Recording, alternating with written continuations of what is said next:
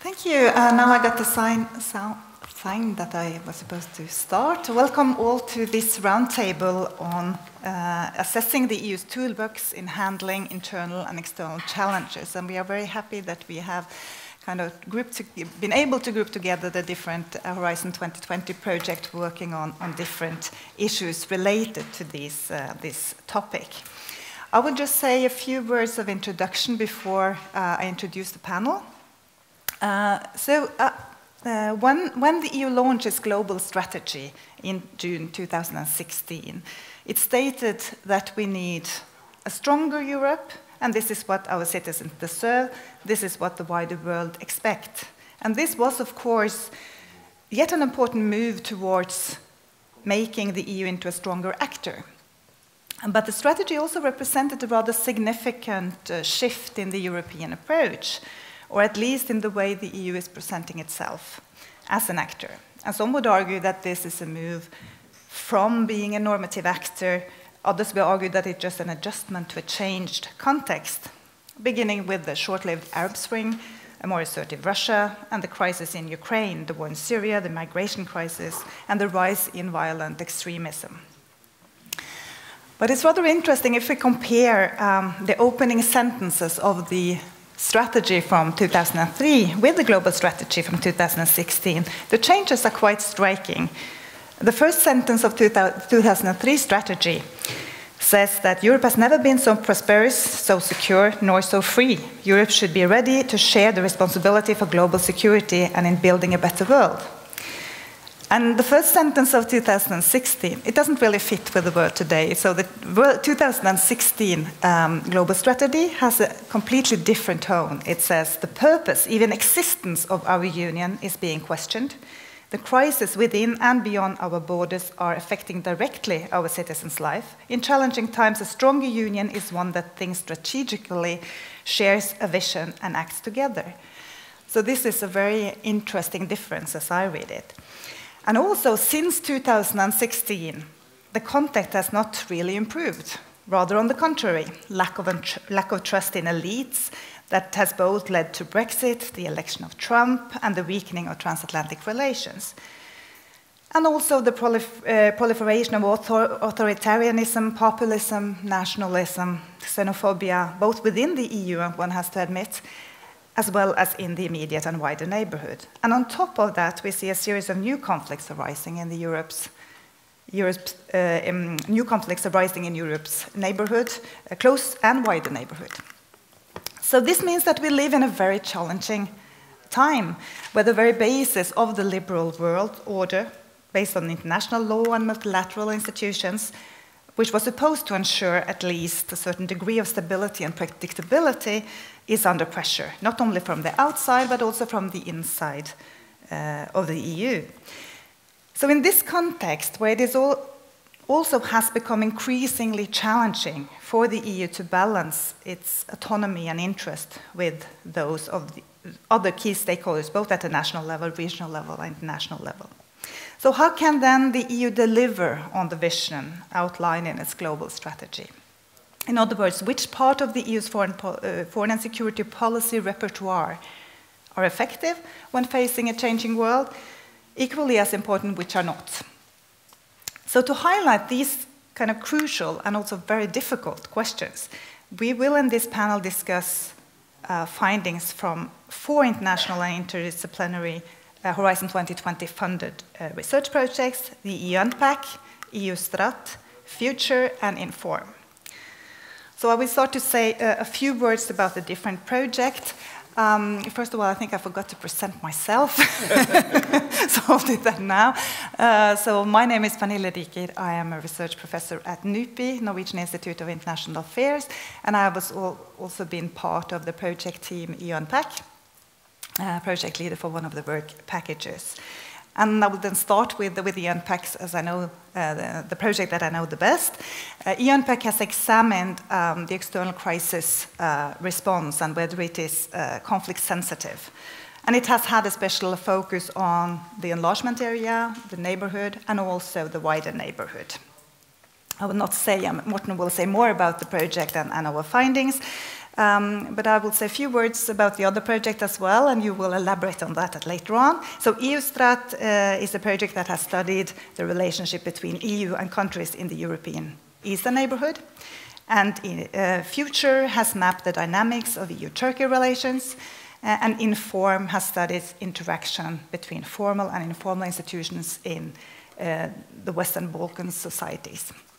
So we are very pleased to have a panel with representatives from all these projects here today. And I very much look forward to your presentations. From EUNPAC, we have research professor Morten Bøs, my colleague at NUPI, who has been the project leader and the PI of EUNPAC. We have, I don't take it in the range that you're sitting, but I'm starting with EU-Strat, Professor Antoaneta Dimitrova from Leiden University. She has been a project member of EU-Strat. And research fellow Edward Soler from Barcelona, Center for International Affairs, who has been part of Future. And then Professor Erik Gordi, who is project coordinator and PI of Inform. And then we are also very pleased to have our discussant here as well from Kyriakos Karalambous, I'm sorry, it's difficult, who is member of EU Commissioner Johannes Kahn's cabinet. We are very happy that you could come to discuss, to give some comments on the presentation that you heard. We are very sorry that Florence Gaub is not here. She unfortunately couldn't come on a short notice, but these things happen. But we are very happy that you are here. So welcome to you all. We have 2 hours, or a bit less now that I have taken some of your time. But I suggest that you give short presentations, 8 minutes or so, and then we give the word to our discussants, and then after that we open up the floor and have a discussion. So I think that we can do it in the order that you sit. So maybe Morten, you can start. Thank you, Pernille, and thanks to my fellow colleagues from the other INT5 funded projects, and also to Kyriakos for coming and joining us this morning. I'm very happy about this. I'm glad we could together pull this off. And also thanks to our joint project officer, Andreas Obermeier, who pushed us into doing this. I think it was a very good initiative. I'll try to be brief. I mean, EU Unpack, a project about unpacking the EU's integrated approach to conflict and crisis. I mean, given the fact, and sort of starting off from where Pernille ended with this shift from sort of a relatively optimist outlook towards the world, towards sort of one of being really surrounded by a much more unpredictable and dangerous world, which in many ways is correct. I mean, if you look at the situation, I mean, from new and protracted crisis, from the conflict in Ukraine to the rise of Daesh in Syria and Iraq, the refugee situation in North Africa and the Sahel, all of this has in many ways made the EU crisis response a key tool in the EU toolbox. So that is undeniable. The question is sort of what kind of improvements are possible? How are these crisis responses actually working on the ground? How are they working where they are really implemented? Not only how they are sort of seen from a Brussels-based perspective. That perspective is important as well, but we also need to have a better understanding of how and in what ways are these policies and programs actually functioning on the ground. When relatively good intentions, and I would stress that we believe that the European Union is relatively well intended, that it has good intentions, but still what happens when relatively good intentions hits complex, difficult, tense political environments? This is what our project EU Unpack has tried to figure out. And we have tried to do this in a systematic manner, where we have sort of studied the EU crisis response based also on the organization of EU foreign policy. I mean, from the enlargement area to the European neighborhood policy area to the extended neighborhood, having case studies both in the Balkans, in the ENP area with the Libya and Ukraine, and in the extended neighborhood with case studies from Mali, Afghanistan, and Iraq. Of course, these are very different circumstances, but in each and every one of them, the EU crisis response has had a certain importance, and it has had a certain visibility. Some places it's been longer than other places. Some places it has risen very quickly to a prominent position, like the case of Mali and Libya. But still, I mean, there is places where the EU has been present on the ground for quite some time, where we have studied this. And we have studied this together with other European institutions, but also with consortium members from all the countries where this research has taken place. So we have partners from Iraq, Mali, Afghanistan, to Ukraine, to Libya, Tunis, and in the Balkan countries.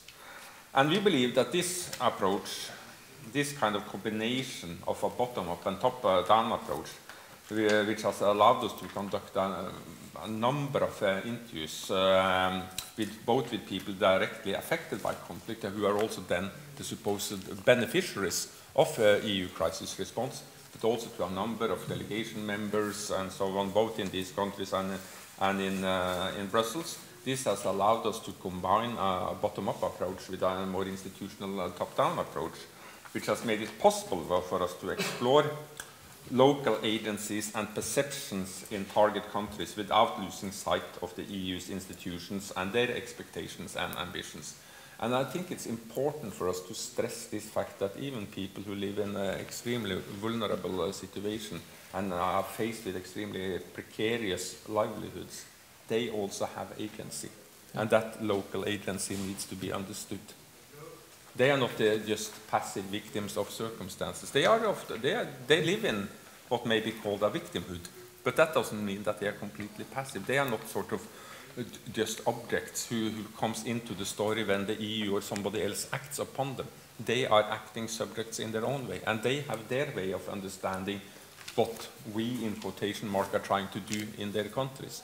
And this is something that we believe must be the uptake of these kind of experiences and how our approaches are understood, perceived, interpreted on the ground is something that the EU, but also all other actors who are involved in these kind of crisis response, needs to become much better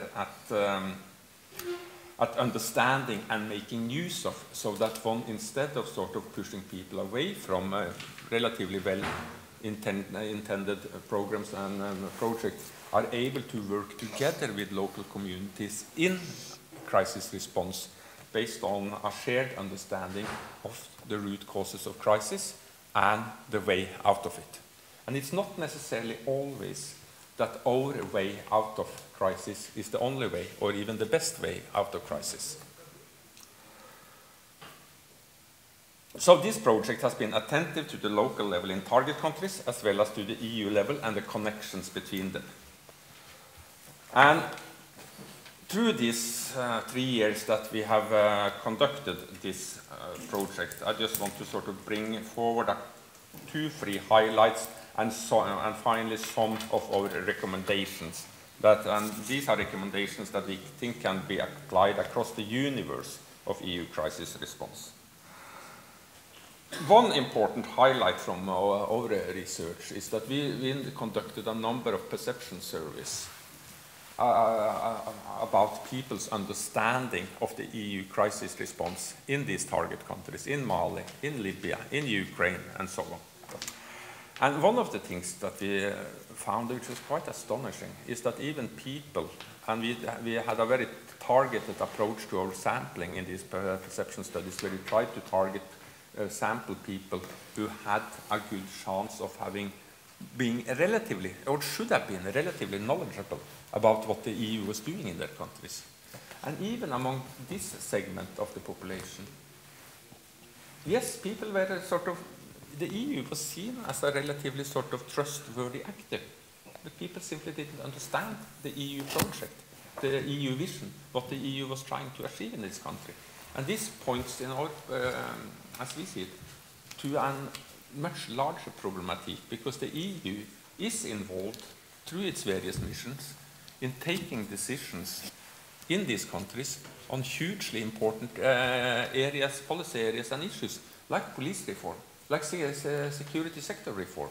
This means that here decisions are being taken, but there is extremely little public debate on them, because people simply either don't know or don't understand what this is all about, which points to us quite a considerable democratic deficit in these countries. And this is something that we think that EU needs to improve its approach to. And one way the EU can do this is by establishing a sound local knowledge base based on micro-political approaches to grounded data and intelligence gathering. The EU needs to establish contacts with local civil society organizations and other traditional and non-traditional sources of knowledge and information. And we do believe that this could be facilitated by some innovative thinking about the diplomatic representation from the EU side.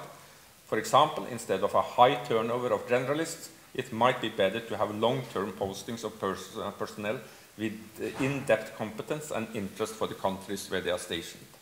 This also means, in our point of view, that the EU should think constructively about institutionalizing systematic procedures for vertical lessons learned about local root causes and conflict, and how they can be addressed most effectively in a legitimate and transparent manner.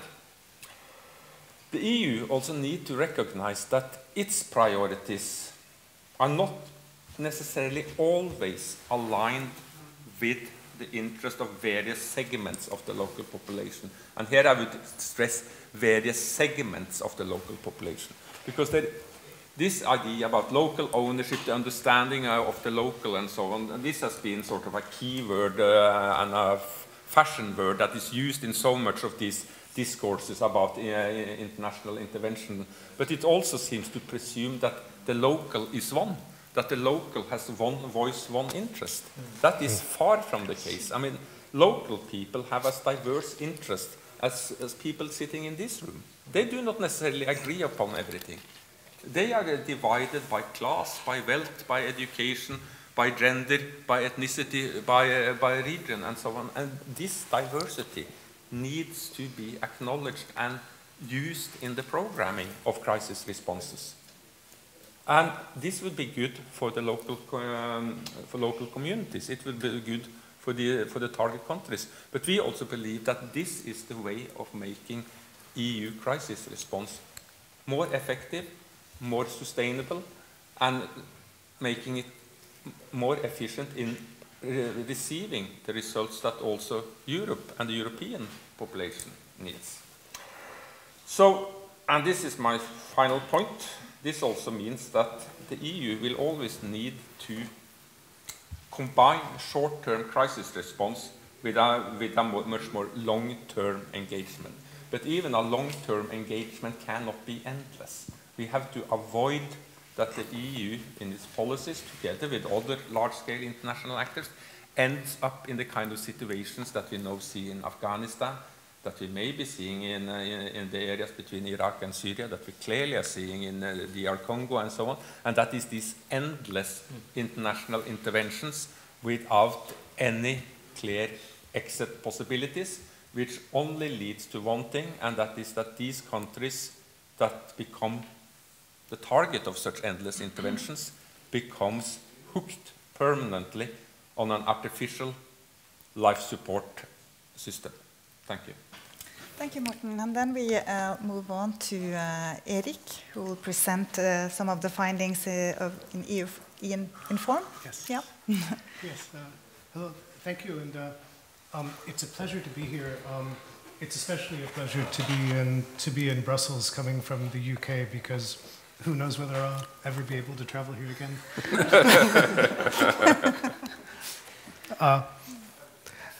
Let me say also, from the Inform project, we also have Professor Gentiana Kerra here, who is from our partner organization, the Association for Historical and Anthropological Research in Tirana, Albania, who one of their products for for our study was a very detailed examination of the ways that political parties gained support, especially in the month before elections. And in Albania, I won't give everything away, but a lot of people get their problems with registration of real estate resolved.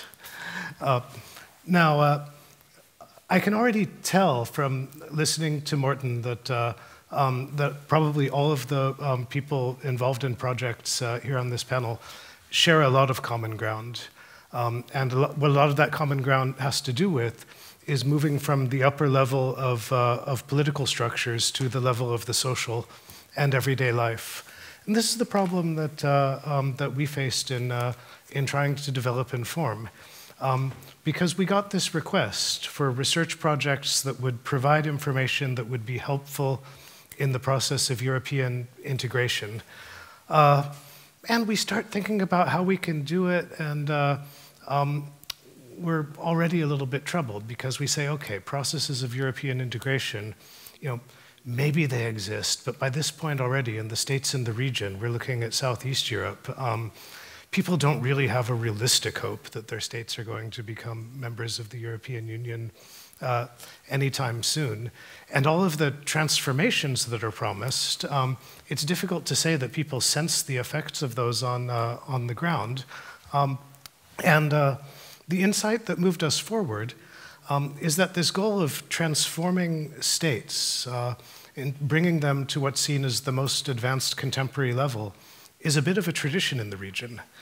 At the time that the states had national revolutions, there was a promise they would be turned into national bureaucratic states on the French and German model.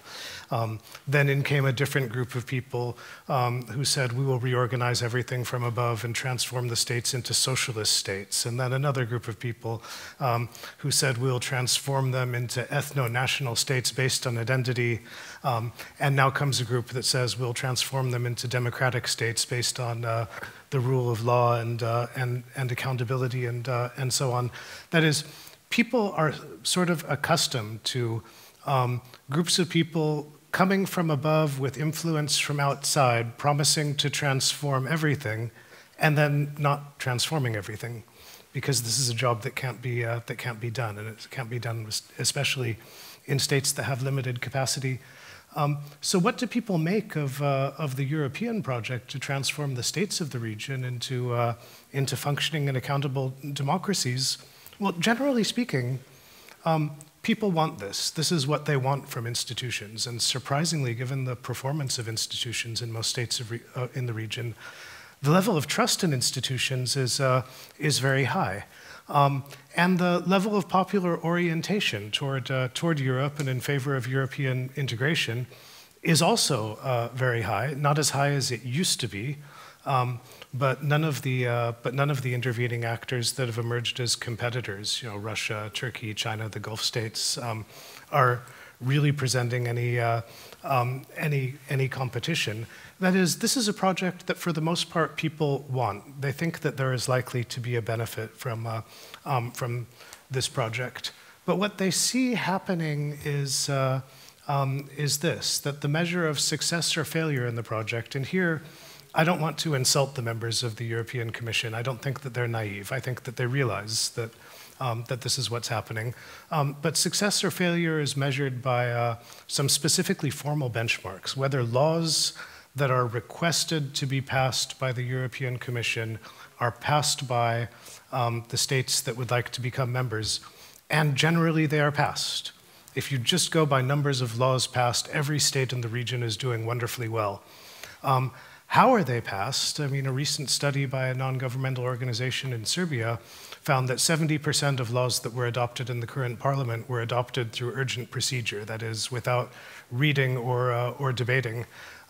We also know that a lot of these laws are not implemented; they're circumvented. We know that the content of laws is altered to serve interests of people in power, so that a conditionality that operates on a kind of formal level, it accentuates the kind of superficiality that I alluded to either. And the result is that you get the introduction of formal institutions that do not work, either because they're incompletely implemented or because they are undermined.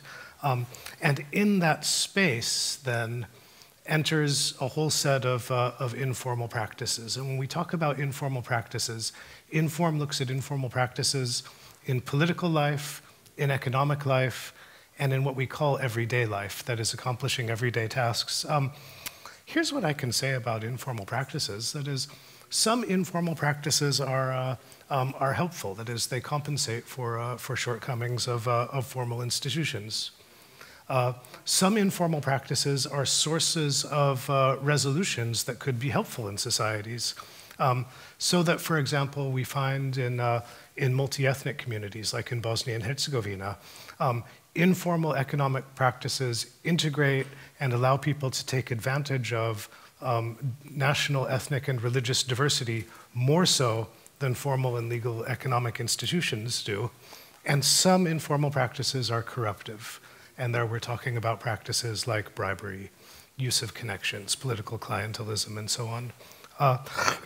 Another general finding that we have about informal practices is I think we're all aware of a stereotype about Southeast Europe, that these are sociable people who prefer to do things informally and avoid institutions. Our findings suggest that this is not the case, that for the most part, informal practices emerge because of the impossibility of accomplishing everyday tasks through formal institutions. So informal practices are not a product of tradition or of a legacy of either socialism or the Ottoman Empire or whatever you like. They are not a product of some kind of unique mentality. If anything, they're a product of a transition in which institutions have been incompletely conceived and established. But the result that we have then is that structures of law are being constructed, and many of these structures of law are excellent. The problem with them is that law does not describe the way that life is actually lived. Law does not describe the way that work is actually done. So this means that a gap emerges, and this gap is the space where informal practices enter, and this means that at some points illegitimacy can enter. The legality of the system is undermined, and sometimes it means that the gap is a space in which resolutions can emerge that could be formalized and used to improve the functioning of actual systems.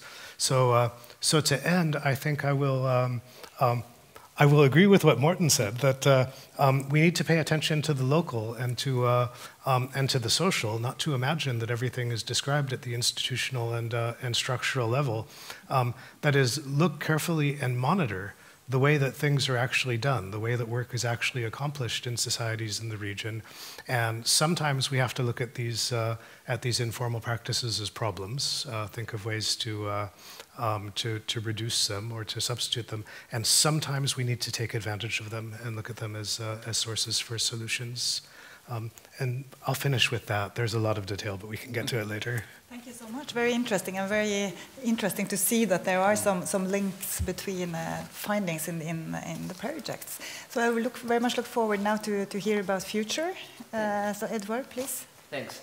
So my predecessor was mentioning that many people in the Balkans may be frustrated with the EU and not thinking that they could become a member anytime soon. If you think about Turkey, it's even more frustrating, I would say. And this element of the frustration of Turkey vis-à-vis the EU is one among the many crises that the EU is facing in its neighborhood, crises that intersect among themselves. So I think that's why also our different projects have so many interconnections.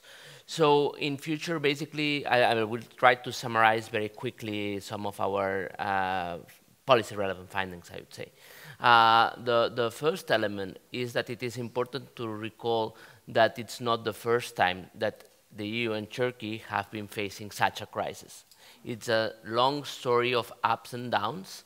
And what does it tell us? It tells that the situation could be reversed. It could get even wronger, that's true, but it could improve. So it depends also on a constellation of drivers, of actors or factors that could drive the relation towards one or another direction. And basically here, Future what has tried to analyze is which drivers and which constellation of drivers have pushed the relation towards more conflict or towards more cooperation or towards convergence eventually, and to extrapolate what could happen in the years to come. So let me stop first here on this idea of the 3 Cs, the 3 scenarios. What do we understand by convergence, cooperation, and conflict? When we talk about convergence, it means a Turkey that would become a member of the EU or getting closer to it. So this is this process of integration into the EU or into parts of the EU system. The second possible scenario, or the second model, that would be a relation of cooperation that could be transactional or rules-based, but which does not aspire to converge full-fledged. The third one, that would be a scenario of conflict, which in the most radical case, that would be something similar to what has happened recently in the relations between the EU and Russia, in which both could perceive each other as rivals or even as existential threats. So certainly, I mean, you could imagine those 3 cases as, and then the most extreme ones, that would be Turkey getting closer to membership or Turkey becoming some sort of a new Russia for the EU, and you could clearly see that we are somehow in between, no surprise. We analyzed different drivers in the past and then tried to project them into the future. What we found out is that political drivers, particularly in the EU and in Turkey, basically can explain us why convergence is now not on the table anymore, at least for the time being. And this includes the democratic backsliding in Turkey, but also the politicization of Turkey in European debates and the rise of populism, Islamophobia in Europe. So that's also part of these elements that explain us why now convergence is not being discussed. It's only, as some may say, a fiction. But it's not enough to explain why there hasn't been a full-fledged divorce, an abrupt divorce between the 2 members of the couple. In order to understand why there is no divorce, it's when we need to integrate all the other aspects that Future has been looking at. It includes security, migrations, economy, energy, including also aspects related to cultural and people-to-people exchanges. So all those other elements is what explain why relations have been so resilient, one of those terms which is so cherished in the European global strategy. We basically looked at different factors, at those phenomena and actors in Turkey, in Europe, in the neighborhood, and at the global level. No surprise, we concluded that drivers from the EU and from Turkey are those that explain the most where the relations have gone so far, and that the ones that will explain the most how things could evolve in the future. Yet, those drivers from the neighborhood as well as from the global arena could reinforce trends into one or another direction. So I think many of us were asked to project future scenarios. So here what we concluded in our time horizon, we placed 2023, which is a key year for Turkey, the centenary of the Republic. Which kind of relation could Europe and Turkey have by 2023? And we concluded that the most likely, which doesn't mean the only possible scenario, but the most likely scenario is one that we termed as conflictual cooperation. What does it mean? Convergence is still out of the picture unless we have some sort of wild cards, the things that could happen. Yeah, there are some that could happen, but it is very unlikely. And then, because of those structural elements, the economy, migration, energy, security links also explain why relations will be resilient despite politics. But we have to get used to deal and to absorb tensions, mistrust, and sporadic conflicts in this difficult couple relation. What does it mean for the EU? Because we have all been asked also to provide recommendations for the EU, is that we need to imagine ways through which, when facing conflict, we have means to de-escalate them or to mitigate the effects of those conflicts between Turkey and the EU. Then we also need to look for means to preserve and, if possible, upgrade this cooperation, because that's what also will act as a buffer in case we face some of the some big tensions. And then we need to keep convergence open. So concluding, we try to propose the idea of working and thinking together, not only the EU, but also with our Turkish counterparts. And this is a project with 15 partners, with a significant number of Turkish research institutions on board, something that we called a dynamic association, although we are not fully satisfied perhaps with the terms, but with the spirit of it we are, which is one way in which we keep accession as a possibility because of what I said, the ups and downs, and the realization that trends could be reversed and sometimes could be reversed quite quickly.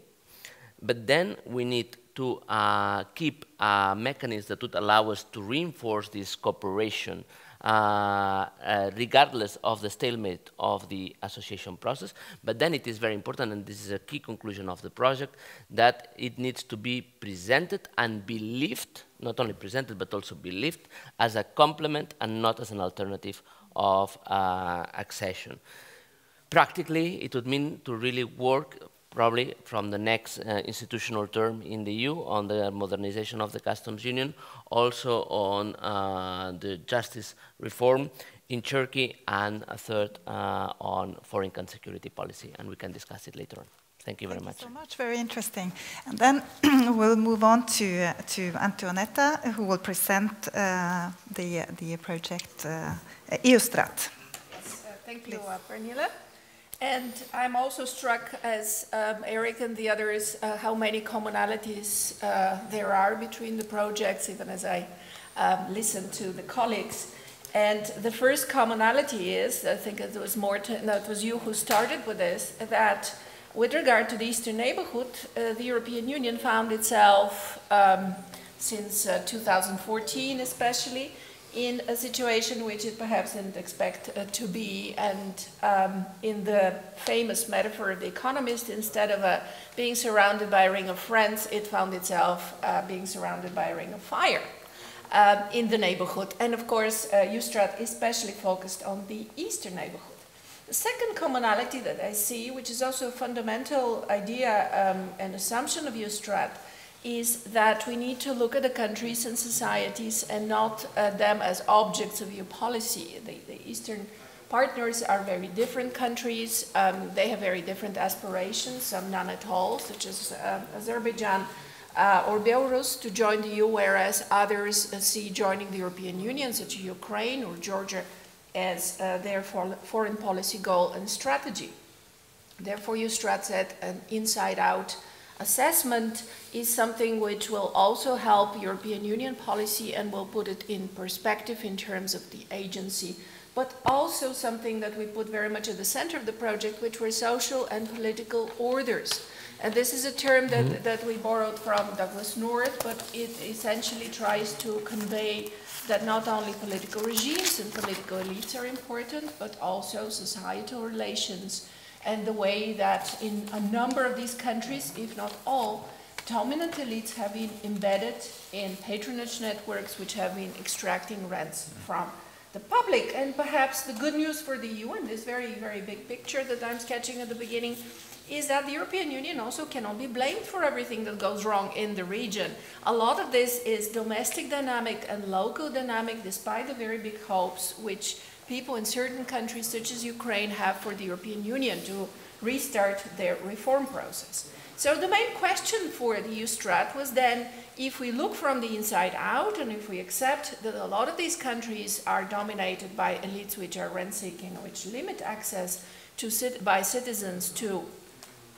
political and economic resources, what can the European Union do, and this excludes accession in a somewhat deliberate way, to improve, to give chances for opening in the countries in political and the economic sense. And this question could only be addressed if we took into account something which everybody is aware of, that inside in the Eastern Partners region, for us they're the Eastern Partners, but for Russia there's something else, that the European Union is operating in a contested neighborhood, both in terms of geopolitics, but also in terms of ideas and perceptions and stories and news, if you like. So the project also looked at another extremely important component, association agreements, which are of course the main vehicle in the main way in which the European Union interacts with the countries that have them, namely Ukraine, Moldova and Georgia. And this gives you an idea that the project has a very wide scope, so I will highlight only 3 aspects here. The first one being interdependence. So when we look at interdependence in the region, of course we talk about interdependence with both Russia and the European Union. And the colleagues who looked at that, their first big conclusion is that interdependence with Russia has declined, especially for some countries such as Ukraine, but it is still quite high, it's not going anywhere. At the same time, as a second extremely important observation, that colleagues in the project have made is that interdependence between EU neighbors and Russia presents a twofold challenge, in the sense that it can be easily exaggerated and equated with Russia's own geopolitical ambitions on the one hand, or it can be addressed only within the scope of formal legal commitments and seen as something that can be resolved at the technocratic level. Neither of these approaches are helpful in our view, and therefore we suggest that interdependence should be studied very specifically, which colleagues have done in a number of areas such as energy, security, migration, and trade. They have highlighted several features of interdependence with Russia, which are relevant for relations with the EU, of which I will highlight 2. The first is that dependence on Russia, especially for several countries such as Moldova and Georgia as well, is aggravated by the lack of predictable and rule-based regimes between Russia and the countries. This has enabled Russia to take unilateral and arbitrary action very often, which is subservient to its strategic objectives, rather than embedding trade or migration agreements into rule-based and multilateral frameworks, despite the fact that the countries have actively sought those. Belarus, on the other hand, has agreed to move on further with Russia's integration project, and in this respect has benefited from an integration discount on energy, but still has not secured predictability in this sense. The implications of this lack of predictable rule-based regimes is that countries that expect Russia to take specific action on something, on choices that they've made, are trying to handle these responses through multilateral networks such as the WTO, which is sometimes successful and sometimes unfortunately not. The second element of interdependence, which I would like to highlight, a characteristic, is that dependence with Russia is embedded in a politicized and a personalized mode of integration, which connects Russian actors in Russian foreign policy and economic actors with domestic elite networks, either in business or in politics, but very often in both. This has very serious implications for European incentives policy and conditionality, in the sense that what is important in this case is that European Union incentives sometimes fall on shallow or empty ground when these incentives are counteracting the personalized incentives which Russia offers to specific elites to continue agreements and relations that have been established, for example, in the field of energy, or, for example, by establishing very strong contacts with intermediary companies, such as, let's say, a gas company in Moldova, which are in their turn domestically very closely embedded with political elites. A second area in which we have made some interesting progress is by classifying the type of regimes which exist in the region, again, the broader region, including also Armenia, Azerbaijan, and by looking at what kind of openness or what kind of closure do they have. And this is both based on the ideas of Douglas North, that political economy regimes can be closed in terms of access to either political or economic institutions or both, but also you can find some echoes of Huntington's or Fukuyama's ideas that regimes open through different means, and therefore the European Union potentially could find different areas of opening. Here we can, for example, distinguish between Armenia, which is an example in our typology of unbalanced closed regime, combining until recently restricted political access with good economic access. Of course, things in Armenia have changed again recently, but European Eustrat's typology suggests that in interacting with an order which is unbalancedly closed, the European Union can promote further opening by focusing on specific aspects of political competition. Whereas Belarus, for example, has been examined as an example of balanced closure, where we have to admit that our hopes, both as project researchers and the colleagues based in Belarus itself, but also in terms of EU policy, have to be tempered by the fact that we see this as a balanced closure regime where external opening is not very easy or likely. Further examples I have, but we'll leave them for the discussion.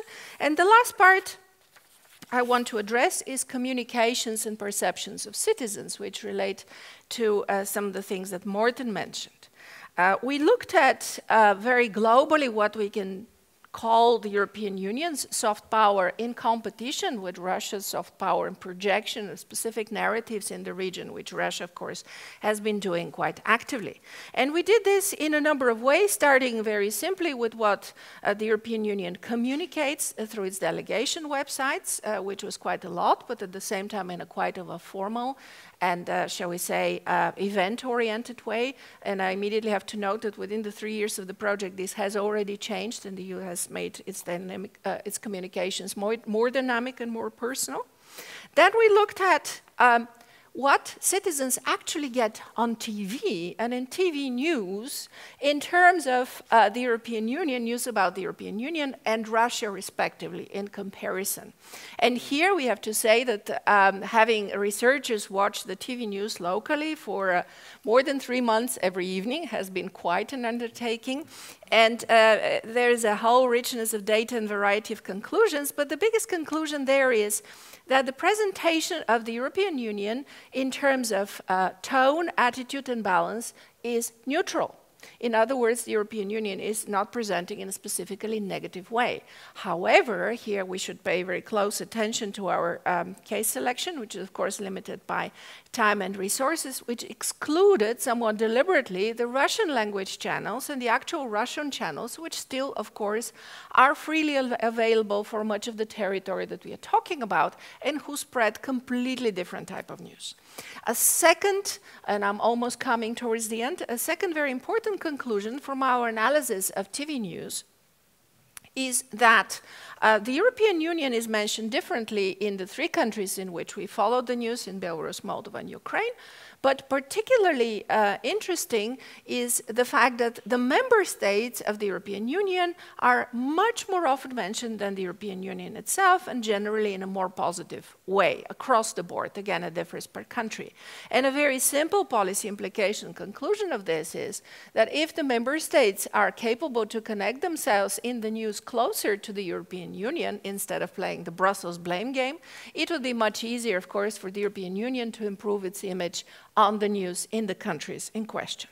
Last but not least, we did a series of experiments, both in the capital but also in the countryside of the countries, in which we simply try to ascertain to what extent people are actually affected by these news or by fake news, and to what extent citizens actually are affected by various aspects of cooperation, of what the European Union actually does, security, economic, other goals, these very important things that the EU does in the Eastern neighborhood in terms of what they want for their countries, for their governments to do.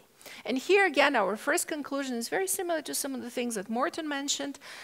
Citizens are generally positive about the European Union, but they understand very little of what it does. And they are inclined to approve cooperation in general based on their pre-existing beliefs. Their pre-existing beliefs are much more important than whether we talk about security, economics, or let's say traditional values or liberal values, as Russia has done. And I think this is a very interesting finding in which we need to dig further and figure out what does it mean. Does it mean that fake news doesn't have such an impact as we expect, or it has an impact only with people who are predetermined to think badly about the EU? I think there's a lot to discuss here. But in any case, what it also means that the EU has to increase its communication, interaction with citizens in a massively more substantial way, and its connection with a range of actors and not only its usual interlocutors in the countries. This particularly was stressed in Belarus, in order to transmit better the many things that it's doing, which are very crucial for the policies and developments in these countries. Thank you so much. And what you ended by is very much, I think, the message from all of us. So now to you, Kyriakos. We look forward to your comments. Well, thanks a lot. First of all, I would like to thank you for the invitation and the opportunity to be here to listen to the presentations and all this very interesting stuff.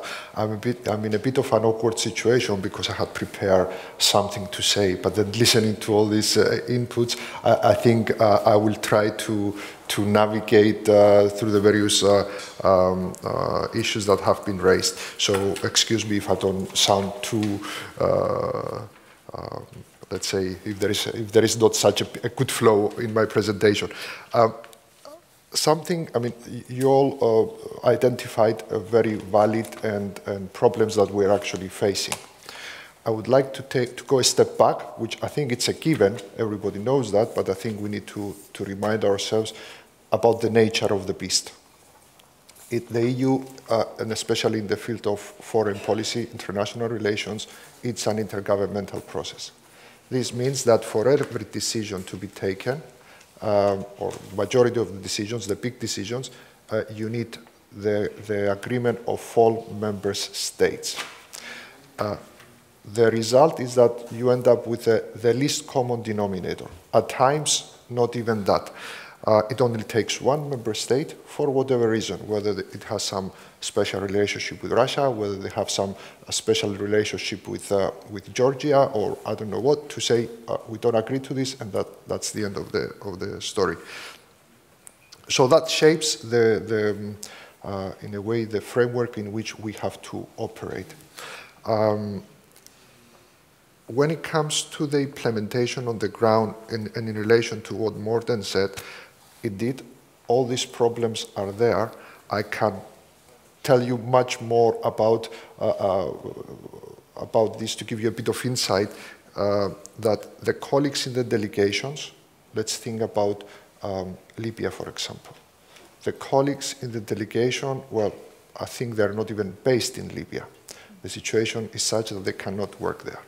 Then, in Libya, you don't really know who's your interlocutor. Then you have the EU money. We have very rigorous rules about how it's spent.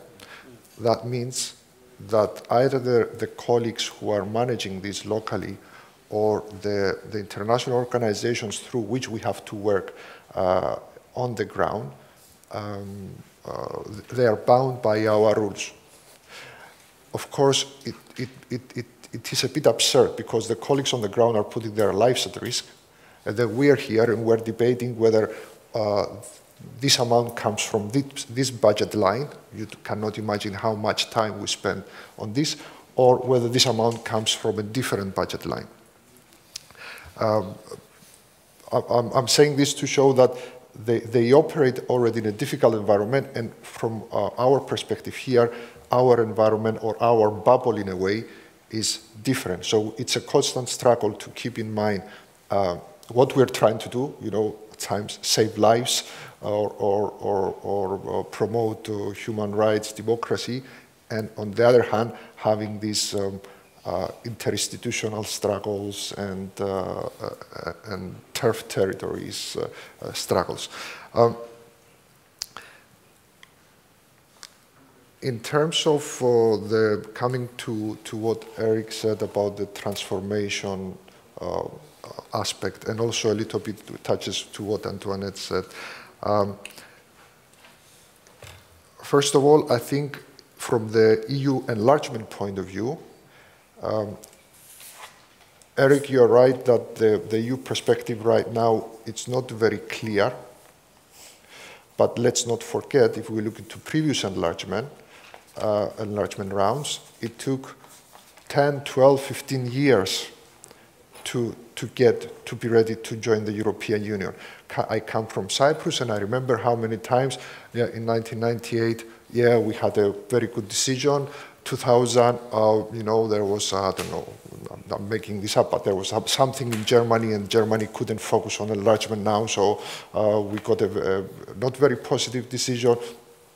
So this goes up and down, but this is not necessarily a bad thing, because we want to prepare these countries. It's a transformation process, and often colleagues on the ground, and I come back also a little bit to the implementation side, they expect from the European Union that we go there and we beat up their prime minister. We make sure that we force journalists to say one thing or another. They stop short of telling us that we have to go there with weapons and change things. The European Union, it doesn't operate like that. If we try to do that, I mean, other actors are doing this, and we see the results. So we don't want to replace one bad system with another one. It's a long-term process. We concentrate on the basics, on the fundamentals, on rule of law, independence of judiciary, media transparency and ownership, and things like that. Now, you are also right in saying that they are very well in adopting the laws through urgent procedures. Yes, that's a weakness which we are discussing with them. But if at least the legal framework is right and it's correct, then you can hold them accountable. Now you go and tell them I don't know, something about media ownership. They tell you, but this is our legal system. Well, okay, if you want to move closer to the European Union, if you want to get more money, or if you want to open a chapter, you need to change that. So they change it. So the moment they change it, immediately they expose themselves if they do something wrong. So, for example, in the field of media, I think this is a very good example that now, if you make it easier to know who's the owner, how the government budget is distributing money to the different TV channels, and how the appointments are made in the state-run television, then you can hold them accountable. You can say you gave 1 million there and 0 there.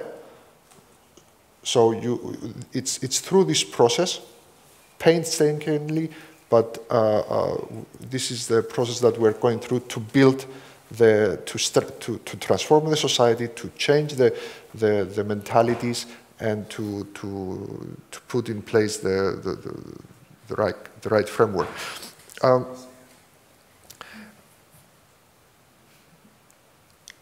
Also, in relation to that, we take for granted today the peace and security and prosperity in the European Union, in the continent.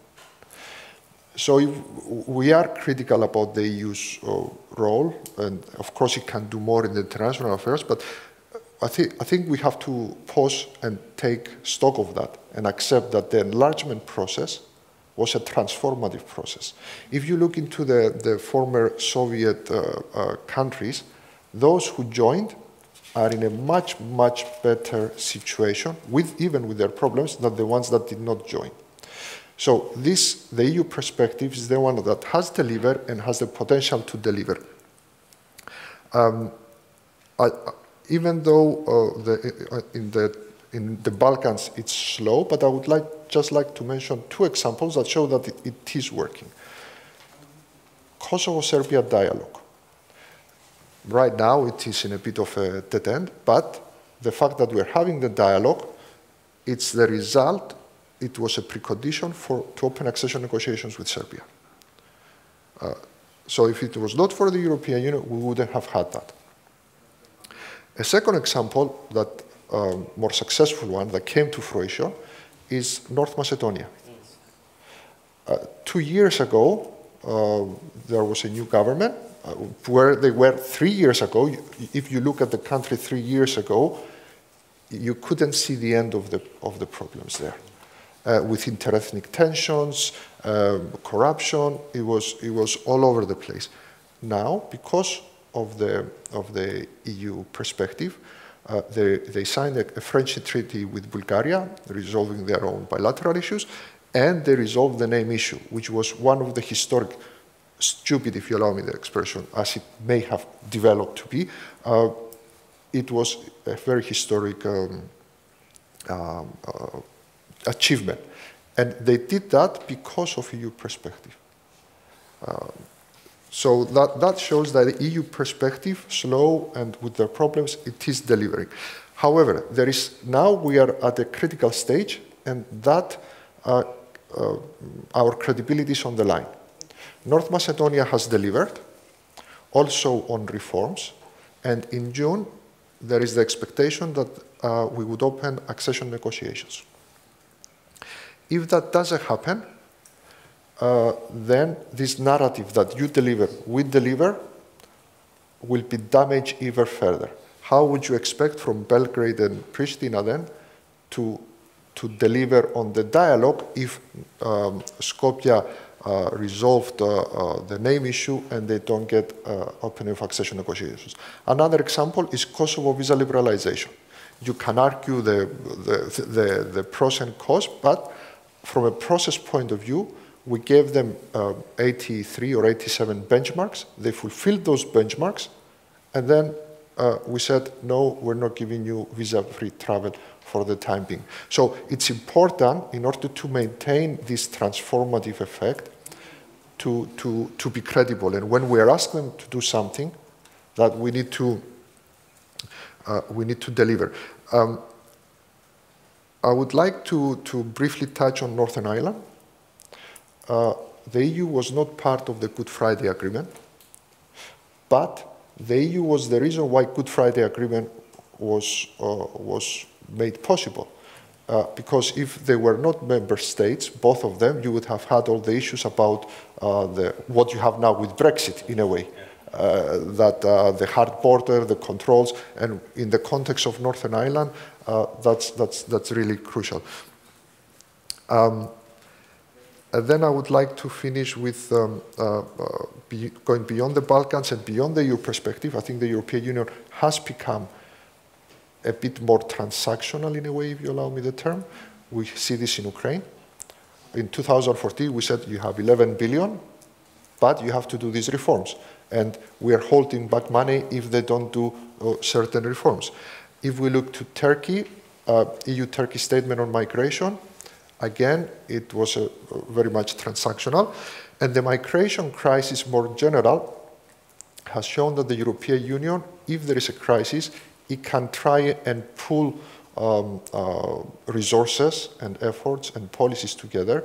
And this is why we were able to put together a package of incentives for countries like in the south of the Mediterranean in particular, in which we say, okay, to have more of trade, to have more of financial assistance, let's talk about migration. It's a process. We see that the partner countries are reacting to that, but it's also an indication how this could develop.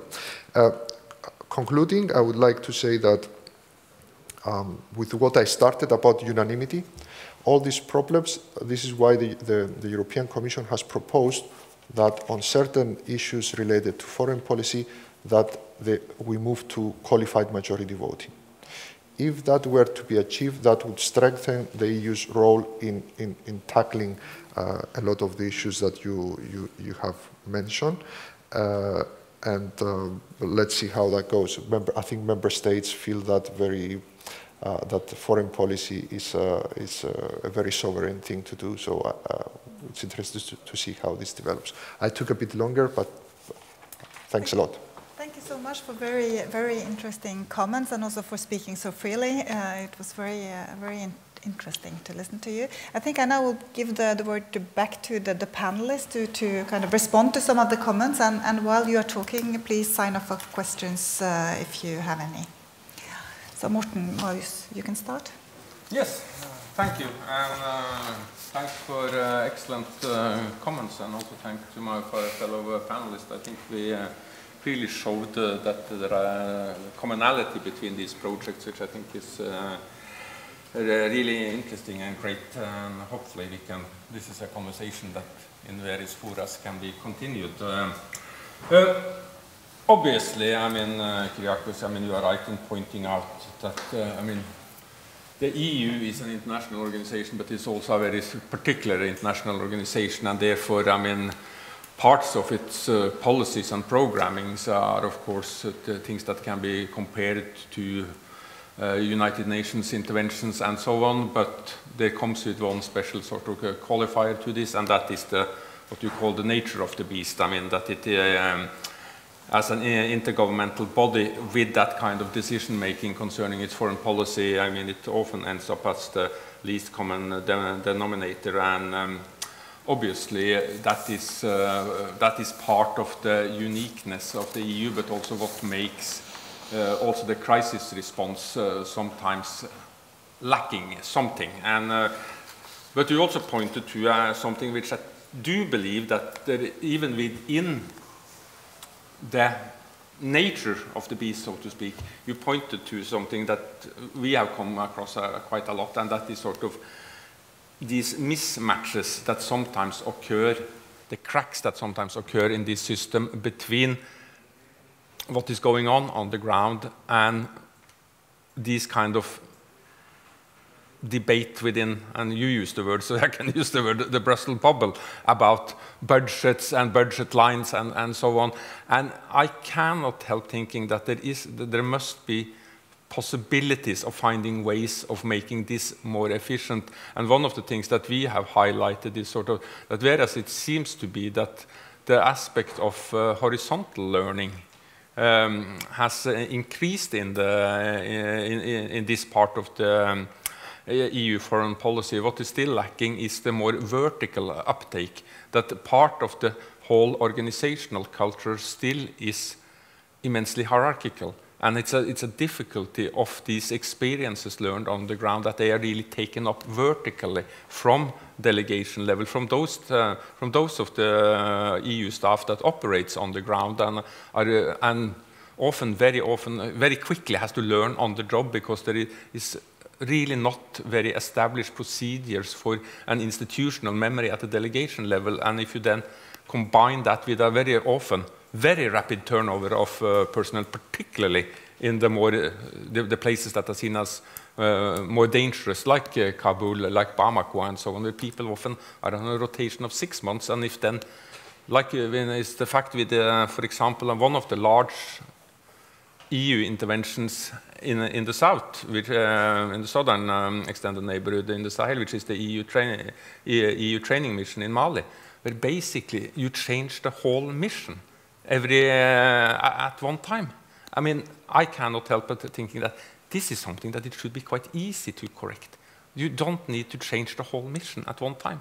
Because, I mean, then a new mission come in with a new mission commander, and then have to start learning all this again. And because Mali is a place where you need to sort of be for a while and sort of, take your hand down to the dirt and, get familiar with this, because it doesn't operate. It operates more on, very much on this sort of informal logic.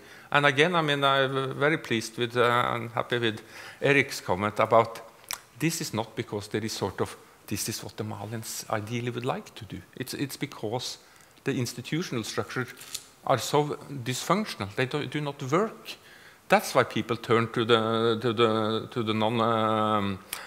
informal, to tradition, to whatever. It's a way of trying to make things work for them. But this is also very much an aspect of the states in these areas.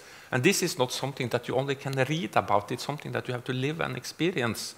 And therefore, I mean, finding new and better ways of sort of keeping an institutional memory by having other ways of organizing the rotation of personnel, we think could go a long way in addressing some of these cracks. Not all of them, because the EU is what it is, and it will continue to be what it is. So there are limits, but there are also things here where the EU clearly can improve. That said, I would also like to point out, as you did, Kyriakos, that we are not sort of putting forward this criticism in order to trash the EU. I mean, the EU is doing a lot of good also in these countries, and the EU has a capacity to even do more good that would be good both for the people who live in areas of crisis response, but also for European security, precisely because the EU is still seen as a relatively well-intended, trustworthy actor, and seen as often much more trustworthy than member states who has often sometimes, in some of these areas, have a long and complicated history, either as colonial power or imperial powers or whatnot. So basically, our message to the EU is that take advantage of this and use it even better, and then you become more efficient, you become more of a legitimate actor, and you will produce even better results that could be good for the people who live in these areas, but also will be valuable for European security. Good advice. And then we move on to Erik.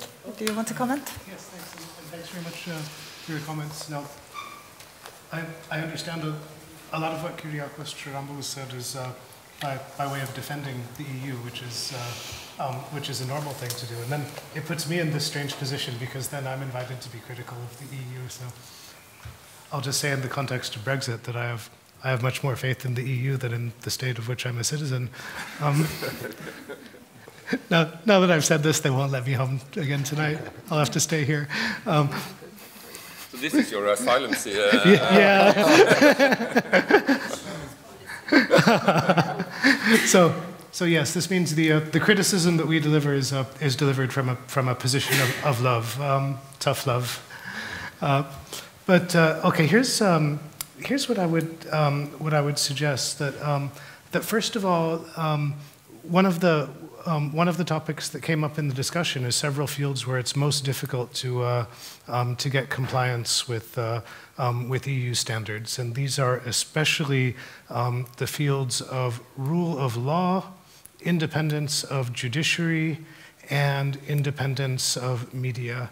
And here I think a lot of what we're doing seems to fit well together with what Antoinette Dimitrova is doing. And we start looking in detail at the life of the institutions involved in this. It's clear that they operate in a way that is not consistent, either with European standards or with law. And it's also clear that there are political and party elites whose position depends upon the fact that that they do not comply with standards. So this is something that we need to be aware of. That is that in many instances, in talking about enlargement or relations with the European neighborhood, you're dealing with local power holders whose interests do not coincide with the standards of the European Union, but more importantly, they don't coincide with the interests of the public in those states, and this is a problem that looks fairly intractable. I'll just mention one other point, and that has to do with the use of conditionality to get external results. And Kyriakos in his comments mentioned the dialogue between Serbia and Kosovo, and the resolution of disputes in Macedonia, and then made a point, says, okay, well, for example, if Macedonia does not get something in exchange for delivering on these issues, then this will really be a problem. And this is clearly true. It's impossible to disagree with this, right? The question that I think you have to ask from the point of view of a field researcher looking at social environments on the ground is if Macedonia gets something, does this mean that the public in Macedonia gets something? You know, or does the fact that we're dealing with communication on an intergovernmental level mean that this is an exchange among elites? So I'll just suggest this may be a question that that needs attention, and finish with that. Thank you. Yeah, thanks, Kyriakos. On the issue of transactionalism and then conditionality, here's just one point, which is that I think that the case of Turkey with the refugee crisis shows that there are different kinds of conditionalities, and we tend to look only at the formal conditionality by the EU, but there are different other actors also putting their own conditions. One could be our own neighbors and partners, and if they are strong enough, they are able to raise their conditions. You could talk, I mean, the case of Turkey, it's particularly clear, but you could also look at I'm a Spaniard. So in the relations between Spain and Morocco, there is also an undeclared conditionality on the part of Rabat when dealing with Spain. The other issue, and this is also where it links to Strat, I mean, Turkey has been in a situation in which she also required help from Russia in dealing with the crisis in its southern border.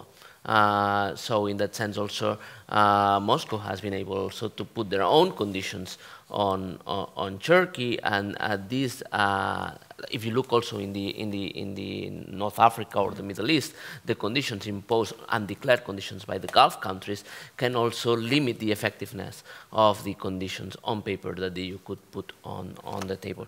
Then on the nature of the beast and the veto players. So here, obviously, when we think about Turkey, EU, Cyprus, I think it's your home country, comes to mind to everyone. That's one of the elements we probably imagine as one of these wild cards. I mean, sudden peace opening and reconciliation and resolution of the conflict in Cyprus could change significantly the situation. But as I said, I mean, at this stage, doesn't look as very likely. But the other aspect, because Cyprus could be one of those actors that could try to block many of the things that I mentioned before, but also, I mean, they have their own reasons.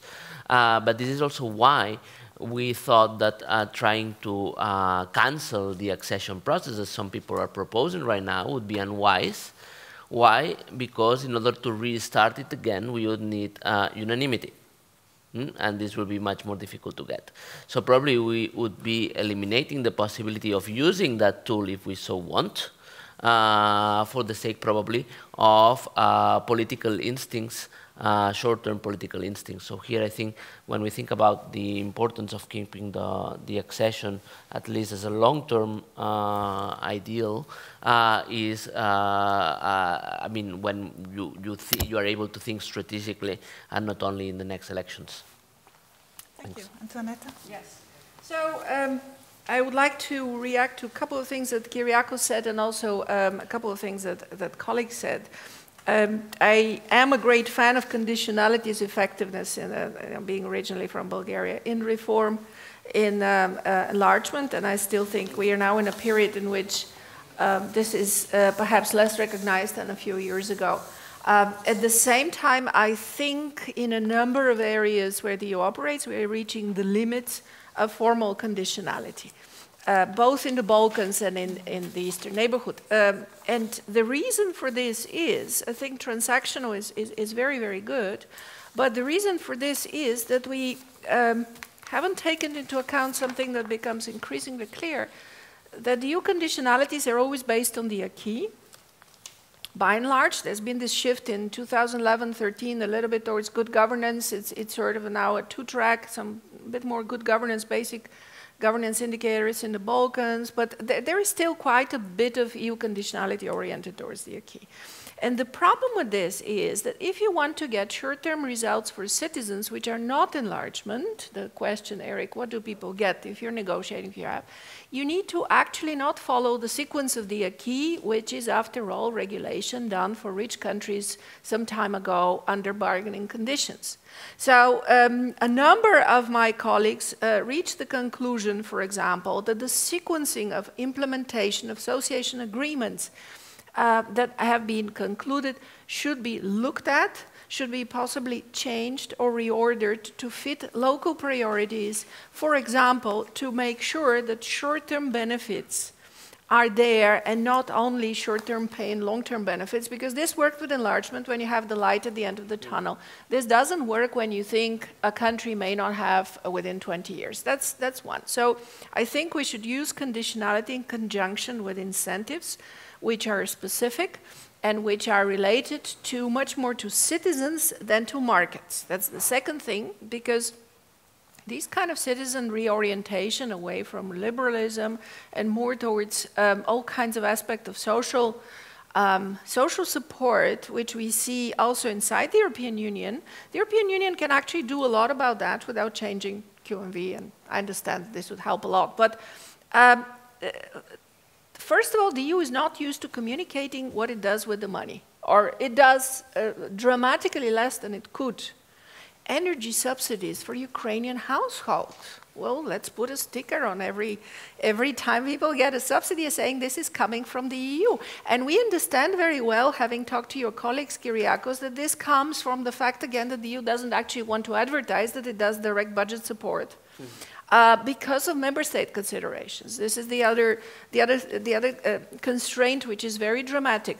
But actually, by not doing this, it brings itself to much less impact, even for citizens understanding what the EU actually gives them. Throughout negotiations or association agreements, the EU does not budget support in Moldova, budget support in the Western Balkans, it is done almost on the quiet, as if we are ashamed that we are supporting these countries when businesses collapse, that the EU is actually providing unemployment benefits through budget support. If this is communicated in a different way, I think a lot of this EU is negotiating an open chapter 1 in Macedonia would be less significant, thinking, well, I got a bit more money from the EU than I thought that I would. Thank you. I think we open the floor for questions. I already have 4 on my list. Sandra first. Please present yourself and your affiliation. My name is Sandra Pogoda. I'm at the University of Manchester. I enjoyed all your presentations, so thank you very much. This was very inspiring. But I do have one particular question for Professor Gordy and your state formation project. So I found it very convincing, the explanation that you've given why many of the historical state formation processes that we've seen have not actually created legitimate political orders. But what I would like to know is, in your own research, have you seen any alternative forms of state formation that are viable in the 21st century and are maybe more promising in this regard? Or do we have to hope for the state to eventually wither away?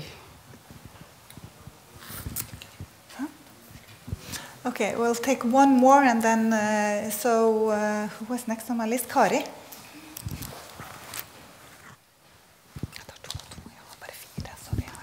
Thank you so much, Kari Uslan Nupi. And thank you also to the whole panel. It was very interesting. My question is also to Eric Gordy.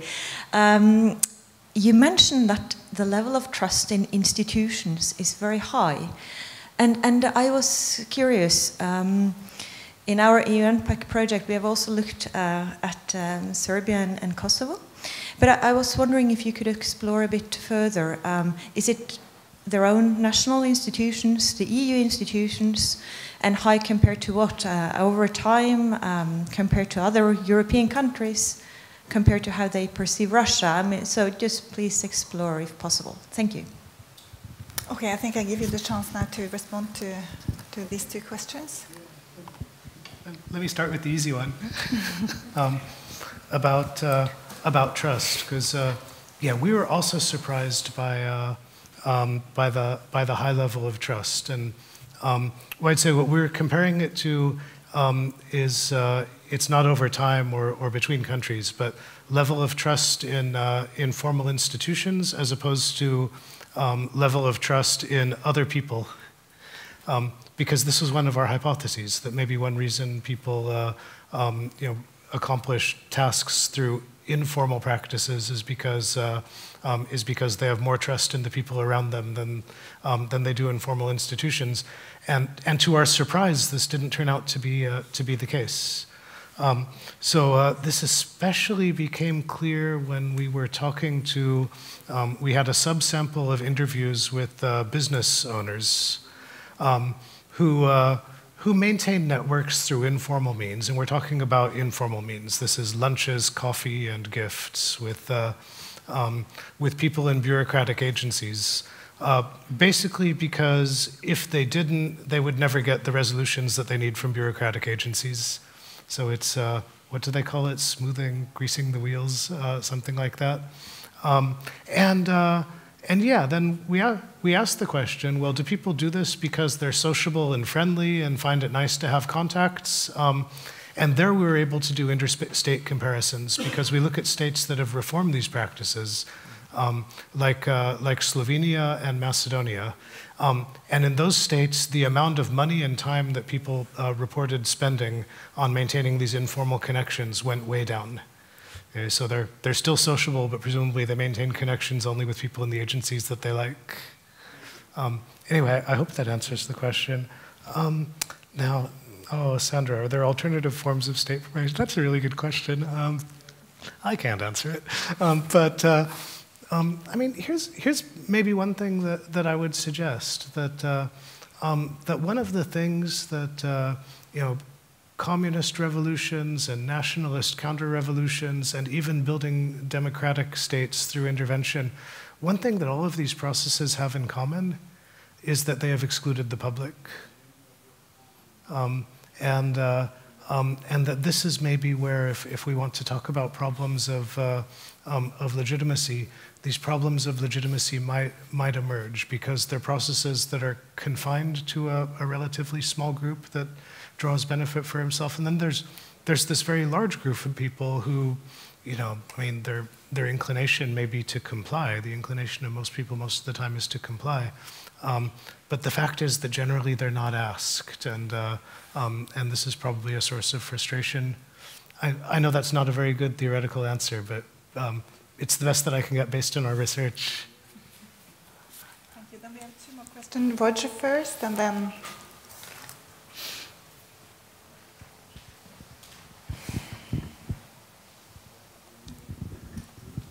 Thank you. I'm Roger McGinty from Durham University. I've enjoyed the panel very, very much. A question and then a question stroke observation. The first question for you, Edouard, is about how does one see or foresee, or indeed can one foresee, a post-Erdogan Turkey?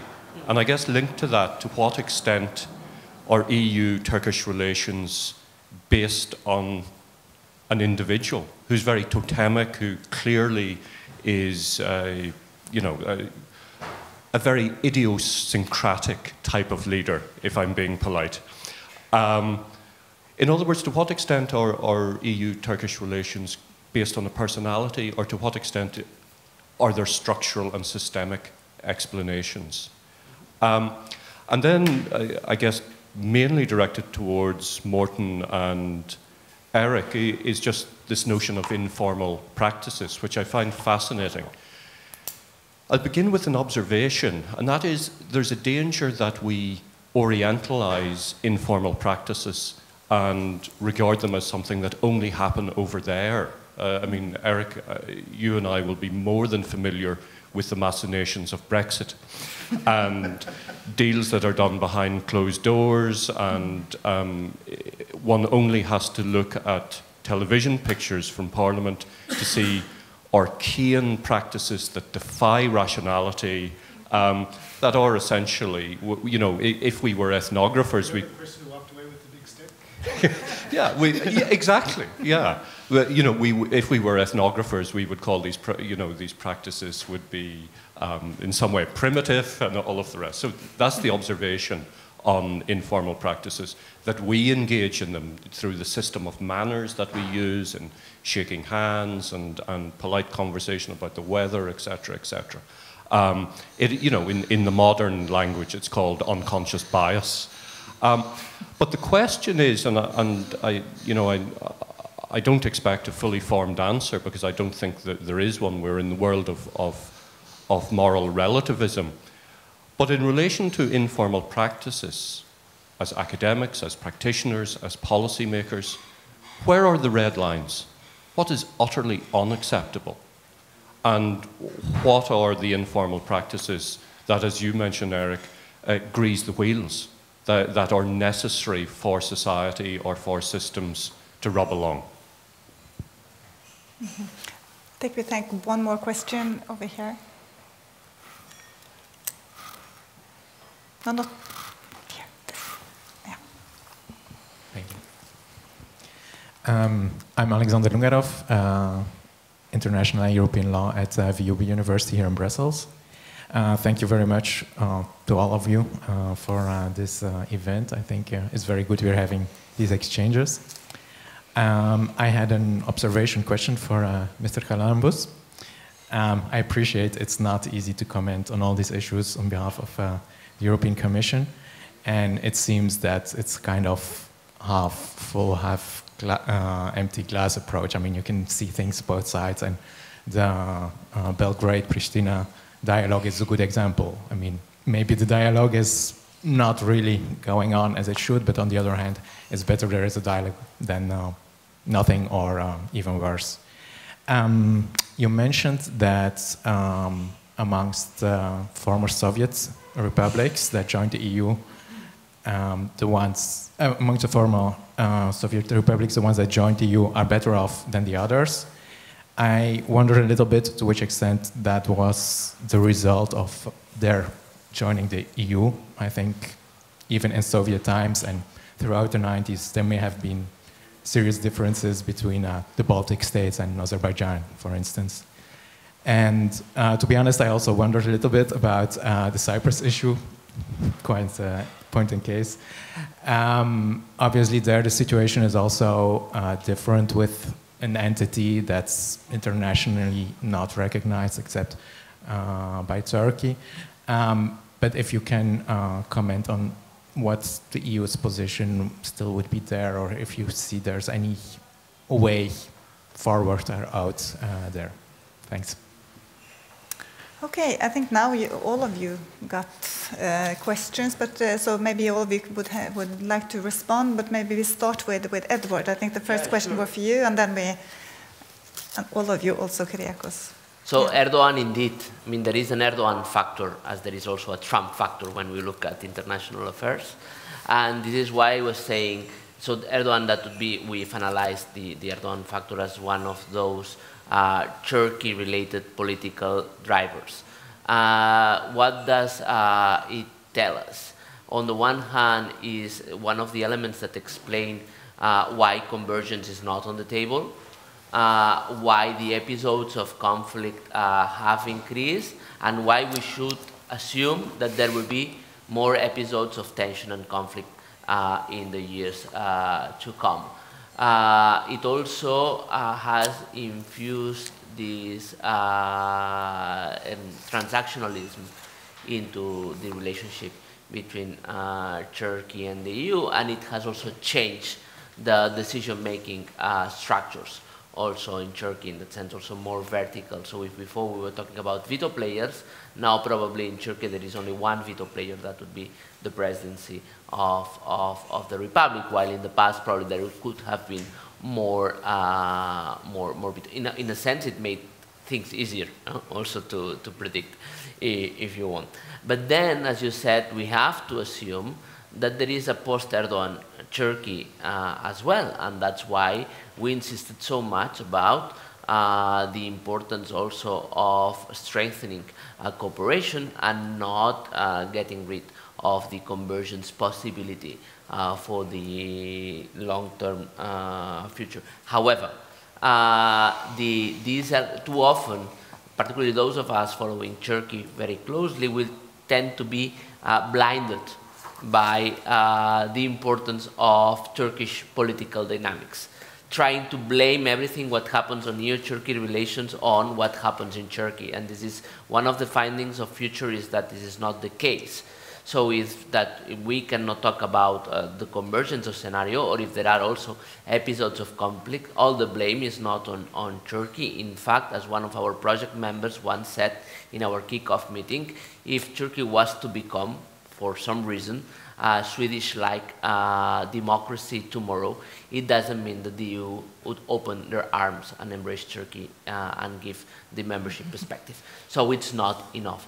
Erdogan is a factor that has to be introduced into the agenda. We also need to take into account all those elements of mistrust and frustration that not only Turkey but him personally has accumulated, and that explain also part the tone and the nature of the relationship. But also, again, this could not be seen as the only factor, and taking this factor out does not necessarily mean that the relation is going to change fundamentally.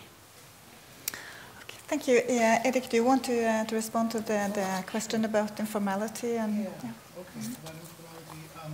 So yeah, the first question about orientalizing, yeah, this is definitely, we would not want at all to give the impression that informality is a characteristic of only one part of the world.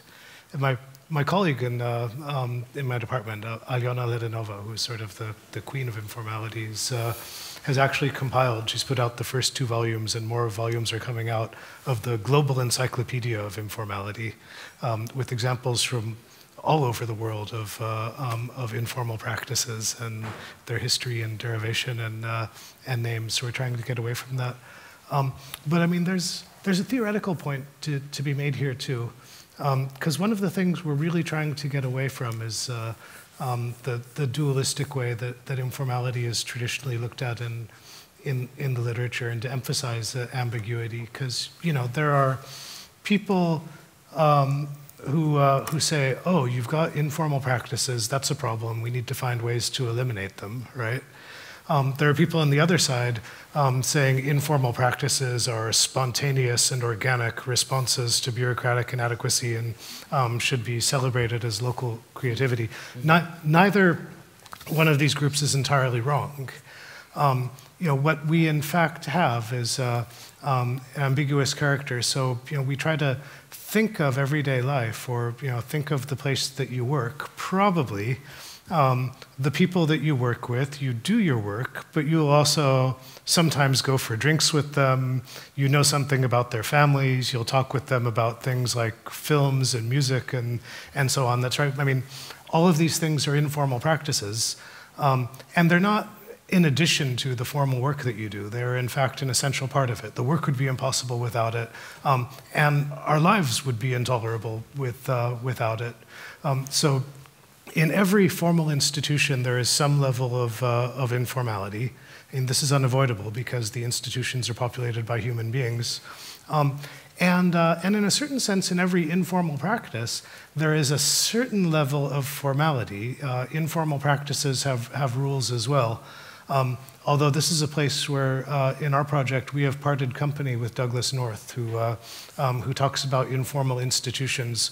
We are actually not certain that there exists anything like an informal institution, in the sense that that rules are regularly enforced and that there are pretenses to permanence. And the closest thing to an informal institution might be a mafia, the way that Diego Gambetta described it, but we're not so sure about that either. So we talk about formal institutions and informal practices. Now, a question of what kind of informality is unacceptable. So yeah, we all tolerate and indeed welcome some level of informality in our lives. The kind of informality that that really concerns us is the kind of informality that allows for elites to capture or substitute the functioning of institutions. And this is something that we think we have found in the functioning of political parties, to a certain degree in the judiciary, in other fields where you would expect regular and equitable legal operation. Okay, Morten, do you want to follow up on? Can I just? Oh yeah, sure. Because it relates exactly to this very point that Eric made.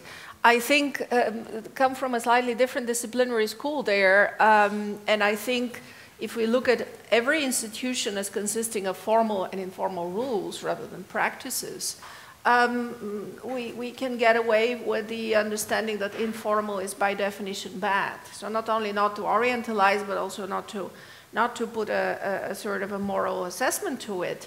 And then the question is, to what extent do formal and informal rules coincide, and does this matter? And this illustration with our story where Russian agreements, bilateral agreements in the area, which we studied in Neustadt, are formal, but the very big part of the negotiation and bargaining part is both informal and intransparent, and there is where the problem lies.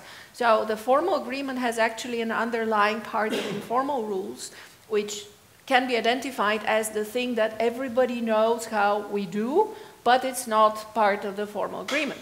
And similarly, we did a little study of networks in different Ukrainian regions, trying to find out whether when you have informal but strong patronage networks, they actually have an influence on public services.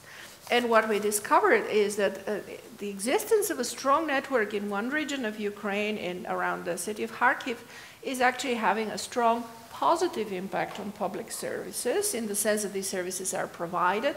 But the way in which they're provided is strongly subsumed to the shape of the network, which is linked to the mayor. Whereas in other areas, you have public services provided on the basis of formal agreement or cooperation between civil society actors. So again, if you compare this to Ivano-Frankivska or other region. So I think it's very important to not to label informality as such as bad. Thank you. Morten? Yes, and just to follow up on this point, I mean, to me, I mean, we need to stop with this sort of, often this distinction is made between sort of the formal and the informal. I mean, it's more interesting to look at sort of what's in between, because it's the in between that actually matters here, and not necessarily this sort of strong distinction between this is formal, this is informal. So that is one thing. My second point is that I believe that it is with states as with us human beings. I mean, the only thing that separates us is our level of dysfunctionality. Suggesting, what do I mean by that? What I mean by that is that all social systems that works because there is a certain degree of grease in them. Grease is needed in some form. That may be the type of grease that Eric spoke about, that people just, you know, some people tend to hang more together than others, they tend to work more together than others in a certain workplace. But it also may other types of fat that is needed in order to get the wheels going round. But I mean, the problem only occurs when the fat becomes too much, right? So that either it's smooth, certain wheels are running much faster than they should, and other wheels stops working, and they stop. And this is happening not by default, but by a certain level of political design, because it's in somebody's interest that something is working in that way and not in that way, and so on.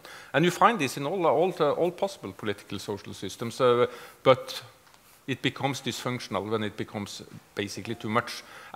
But all possible kind of political systems can deliver for a while. I mean, just to take an example, I mean, Mobutu in what was then known as Zaire, I mean, awful long time he stayed in power, and the question is not why he fell in 1996, but the interesting question was, how was it possible to keep this going for such a long time?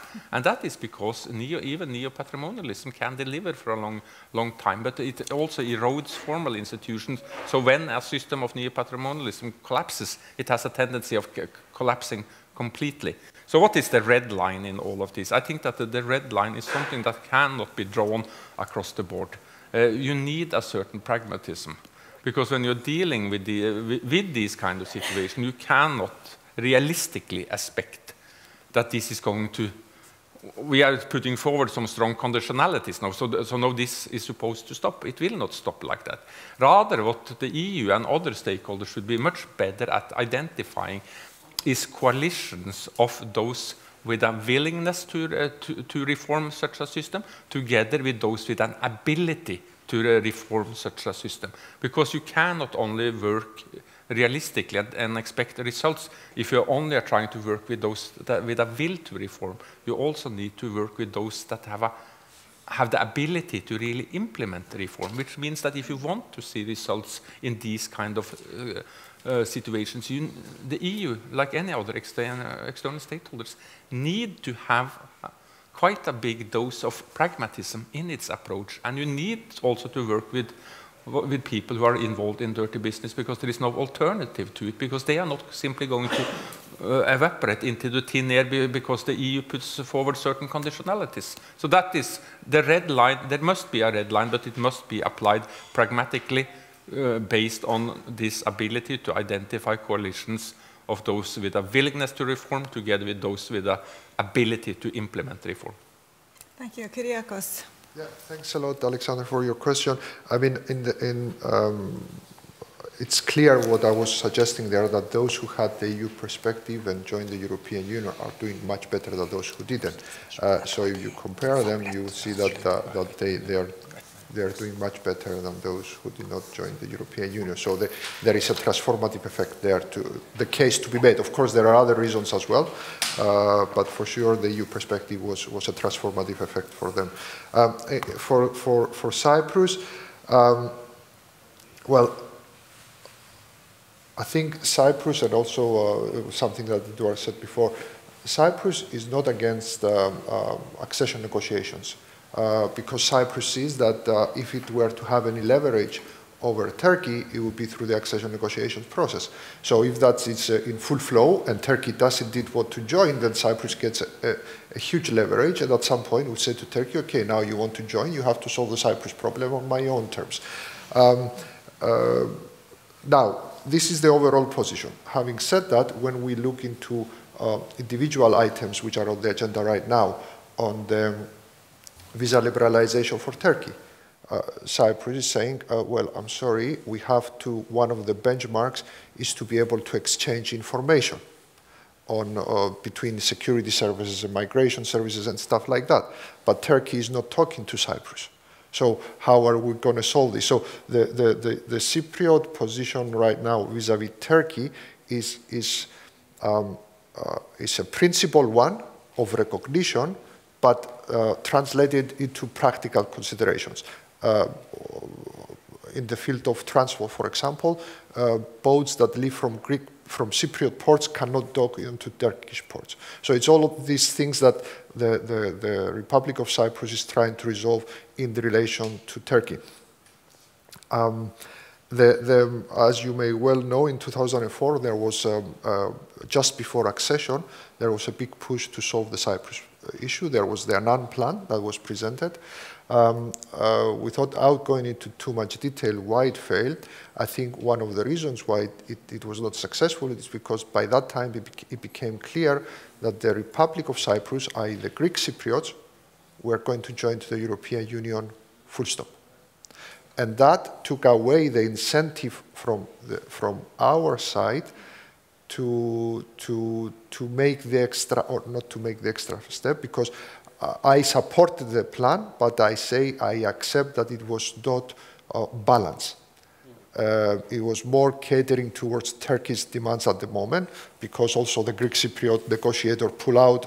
Okay, it's complicated. Don't get me started about Cyprus issue. But bottom line, the EU has had that effect on Cyprus, and there could have been a solution, but it's simply the constellations didn't hold until the last moment. Thank you. Now we have 4 more questions and we have 5 minutes, so this is a very short time. It's Luca first, then Andreas, and then Rudina, and then Ingo. So if you could be very short and then to your question, and then we have to be rather short in the answers as well. I'll be very brief in mine because part of it has already been addressed before. It's about my name is Luca Raineri from Sant'Anna School of Advanced Studies in Pisa. It's about informality. I think that my origin is important to state here in the sense that I'm not supposed to orientalize informality in any sort of manner. It's something that belongs to the daily lives of many member states in the European Union. The question, however, is that informality has come out quite clearly in many of your presentations, and it certainly has come out very clearly in the work that we have carried out in the neighborhood area, in particular in Libya and in Ukraine, as one of the legacies of post-conflict or conflict areas. So the question that I would like probably to ask to Mr. Kyriakos is, to what extent is the European Union in its foreign action equipped with the appropriate tool to deal with informality at many levels, playing out at many levels, in informal dealings with state institutions, but also with informal actors that sometimes have the capacity to act beyond or below or to circumvent policies that are designed in order to foster change and transformation in crisis-affected countries. Thank you. Thank you. And then Andreas. Andreas Obermeier Moreshan. I'm representing the funding institution of these projects, namely the European Commission and its Research Executive Agency. So speaking about branding and marketing, we have spent more than 10 million euros on more than 50 institutions, non-academic and academic, to do research on these areas bordering the European Union. I would like to bring us back to the underlying theme of the event, namely this kind of shift or adaptation from the EU being perceived as the soft power, trying to export norms and values, shift to, question mark, to something more, looking more at its more selfish interests in terms of security, in terms of preventing further migration. And I would like to ask the panelists about this shift or adaptation and ask them, do you think this is kind of a normalization for any kind of international actor? Is it good or is it bad? Or is it undermining EU's possibility of influencing positively its immediate and the more extended neighborhood? Thank you. And then Redina. Thank you. Hi, everyone. Thank you so much for your presentations, comments, and remarks. My name is Rudinia Kupi, and I'm from the Kosovo Center for Security Studies based in Pristina, Kosovo. While you were talking, I was thinking, and I apologize if this comes out as unstructured, but I had a couple of remarks, I would say, a couple of comments rather than questions. Related to Mr. Eric's comments on the level of trust towards institutions, it's very interesting to hear that because we as a center, annually, we do a survey throughout the entire of Kosovo, and we try to measure the level of trust of Kosovo citizens directed to different institutions, including local, central government, and also international institutions such as ULEX. And throughout the years, there's actually a drop of trust. So it's going down rather than going up. So people don't really trust central government. They don't really trust, they trust more the local institutions rather than the government. And this year, actually, in 2018, because I checked our report just to be sure, the level of trust towards ULEX, for example, is 24%. Whereas 49.2% of citizens don't trust ULEX at all, which I think is highly concerning in this regard. So this is just a comment that I had to add to what you were saying. As per the Kosovo-Serbia dialogue, you also mentioned visa liberalization and how while Kosovo has completed the conditionalities set out by the EU, in turn, it has not received visa liberalization, which I think and many people back home believe that it has undermined, let's say, perceptions of Kosovo citizens towards the EU in general. And when having this point of view, and when you put that, when we talk about the Kosovo and Serbia dialogue, after 6 years of a so-called technical dialogue, now it has turned to to being a rather political one, if I can call it like that, with very bold suggestions coming out of the parties of the dialogue, including a territory swap. So the natural question in this case would be, how would the EU handle such an agreement if that were to happen? And is that something that the EU actually, how to say, if I'm not so politically correct here, somehow supports it, coming from what we discussed yesterday, how the EU is somehow a normative institutions and it's based on values, and the idea of going back to borders rather than eliminating them is somehow contradictory to that, in my opinion. Thank you so much. Sorry for taking your time. Okay, and then Ingo said that he will skip his question. That's okay? Yeah, okay. And then we have, we are already 12, so it's just a few. Maybe we start with Kyriakos, because he got the first question directed to him, and then we go through the whole panel with a very short last comment. I have to apologize in advance, because as soon as I finish, I need to run. So I'll try to be very quick. We are not equipped to deal with informative processes on the ground. As simple as that. The moment we spend €1 to buy an equipment, which a defibrillator, whatever, however you call it, okay, you want to buy that in order to have it because whatever in one country or another you need that. If you don't have a receipt, it's a problem. So the informal things were not very good in dealing with that, even though credit to the colleagues on the ground in places where receipt is the last thing that you can find, they manage to do things. And we are learning and we are trying to be flexible, but it's an uphill struggle. In relation to ULEX and Kosovo and all this, I'll also link something that you mentioned before about communication. We are suffering from that because we are not good at it. The colleagues in the delegation are very good, they're hardworking, they cannot compete with the marketeers. That's the first thing. The second thing, if we look at Russia, they have Russia Today, they have Sputnik. What they do, they put out their announcements.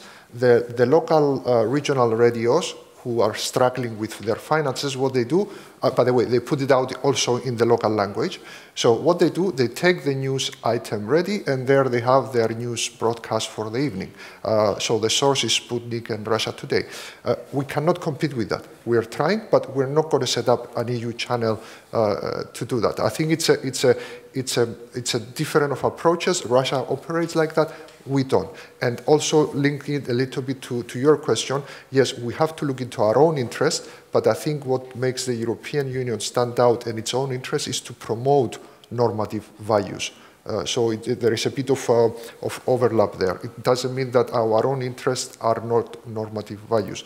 And in terms of the dialogue, yes, there is a lot of noise at the moment. The EU has made its position clear that, first of all, the dialogue is between the two sides. No one else is imposing things. We have made it clear to them that whatever they agreed has to be in line with international standards and international law, and it cannot be along ethnic lines. Now, that's the narrative.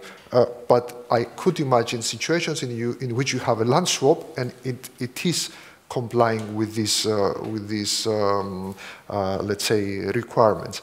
But I think for me, I would allow them the space to discuss and let's judge the final outcome. Because at the end of the day, I would prefer a functional Kosovo. For me, that's the key question. I don't want to have a Kosovo which is blocked like Bosnia. I don't want to have a Kosovo in which it cannot take a decision and adopt a budget for reasons which has to do with how a potential agreement could complicate things.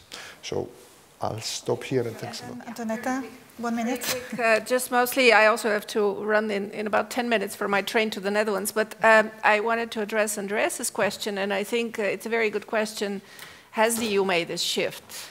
And I think the EU still continues to work, at least in the area that we've researched most recently, with a mix of values and normative power and more let's say, transactional and more realist or own interest approach. And I think the mix has changed, but it's still both there. Because if you look at what the EU says to Belarus, it's all oriented on, if you follow 6 months of press releases, 60% of that is about the death penalty. So the EU is still talking to Belarus as a normative power, whereas, let's say, citizens of Belarus are interested in what the EU is doing for jobs.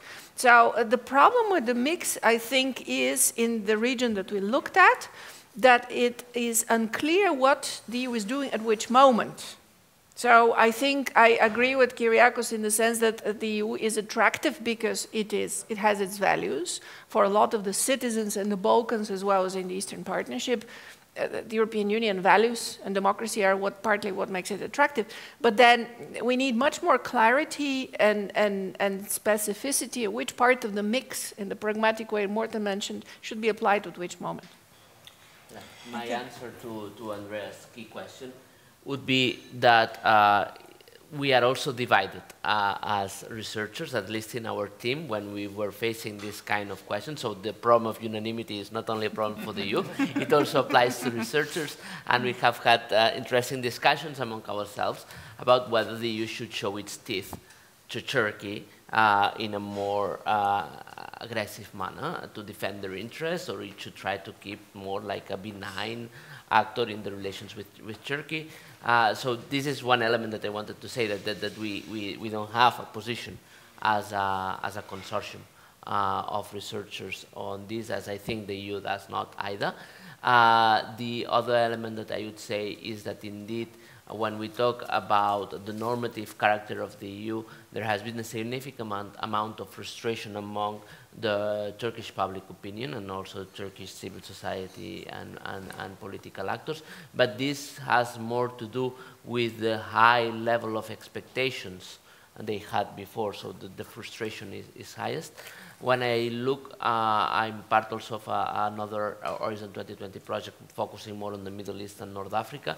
There we analyzed, we observed that this level of frustration is particularly high on Turkey in relation to the rest of the Middle East and North Africa. And interestingly, in the rest of the region, when people are asked to discuss and to express expectations vis-a-vis the EU, issues related to the normative character, so aspects related to democracy, human rights, civil society, are still part of the agenda. They have not disappeared. And also another interesting thing is that when people are being asked about how do they evaluate the EU, they put it in relation with other actors, mainly with Russia, with the United States and China in this region. And that's something that the EU should take into account, that it is still perceived as a different kind of actor in, I would say, all of its neighborhood and beyond. And this is something the EU should try not to lose. It's an asset that should try not to lose, even if it's very difficult in the current circumstances. Thank you. Eric. Thanks. I'll try to be quick here. Let's see. First to Andreas. About the change in orientation of the EU. I think one place we've been able to see this is through what's come to be labeled the stabilitocracy. That is this shift to reliance on having a partner who will not change and who will deliver certain goals regardless of what this partner does. And what that means for the kinds of issues that we've been looking at. Is that some of the things that are really among the highest priorities for citizens, including rule of law, take second place. You know, so that this year, I mean, I don't know how much faith people put in the Freedom House reports, but you know about the countries that have gone down in their estimation on the Freedom House reports, and it includes a candidate member and a current member of the EU. I think that these things echo in the credibility of the processes among citizens. So I guess that would mean that I agree with the premise of your question that this is bad. Now, yes, about trust. we were also surprised by our finding about trust. And I mean, the figures that you've given about Kosovo, I mean, I think this shows that that Kosovo is absolutely typical of the region, and the region is not very atypical of the world. Now, we didn't ask about trust in particular named institutions, like these surveys did. So we asked about trust in institutions. When you ask about named institutions, I mean, this is a finding that's been reproduced many times by now in the Eurobarometer surveys. Political institutions, representative institutions score worse. You know, you ask people what level of trust you have in parties, the parliament, the president, they hate them all. And very often performing best are what you might call pre-political institutions, institutions associated with security and identity. So that includes military institutions, police and religious institutions. So yeah, how do we interpret this disjunction? I think we didn't ask about opinion of particular institutions, but we asked about experience of particular institutions. And there, I think, is the clue, that these institutions that really go down in trust are ones that people have reason to believe are problematic or are corrupt. So what are people saying when they tell us that they trust institutions? We have to answer this theoretically. What we've theorized is that they've interpreted the question as a question about the idea of institutions. You know, what do you think? Do you think your life would be better if you had functioning institutions that you trusted? And then they say yes, because otherwise it's very hard to understand that result. I have to agree. Thank you. Morten, final comment? Final comment. Well, relating to Andrea's question, I mean, I'm one of those that believe that there has been a shift. This shift is not necessarily evident everywhere, and and I do think it sort of matters. We had a long discussion yesterday about this, about geographical distance or not, and so on. And these are also issues that will come up in the panel on the EU and migration that we are having in 47 minutes or something. But I do think that, I mean, there has been, particularly in North Africa and the Sahel, there has been a shift to a more sort of securitized approach with regard to how the EU sees its functions and its interests in this part of the world, where very much now is related, as far as I can see, to two things. That is the fight against jihadi groups, and it's about trying to halt migration. Where you see this most evidently is in Niger, and various European and also European Union initiatives that has been taken around, particularly the Agadez as a migrant hub, where you clearly see that something has happened. This is very much less sort of this old idea about the EU as a normative value-based power. It's about basically one thing. It's about making certain that Agadez is no longer the migration transit capital of Africa and basically of the world. This is what it's all about.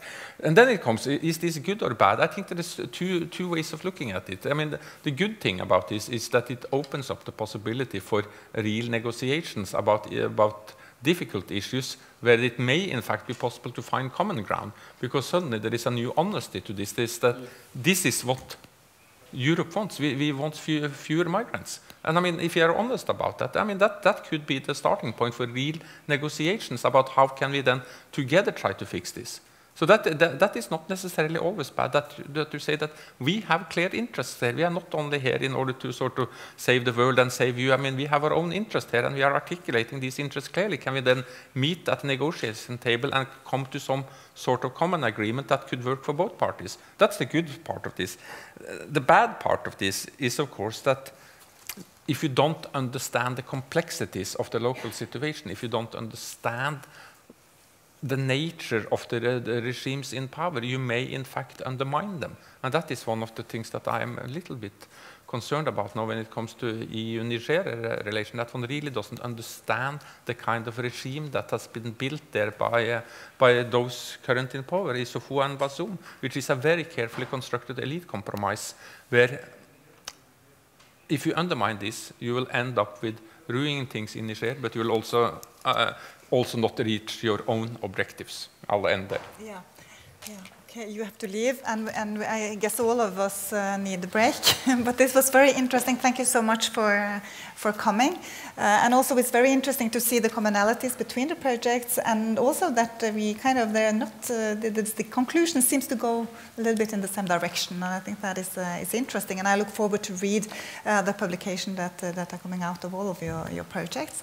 So I think we will end here. So join me in giving applause to the panelists that are left. Thank you. And then we will reconvene for the migration panel at 1. And there is lunch outside. Yeah. Thank you.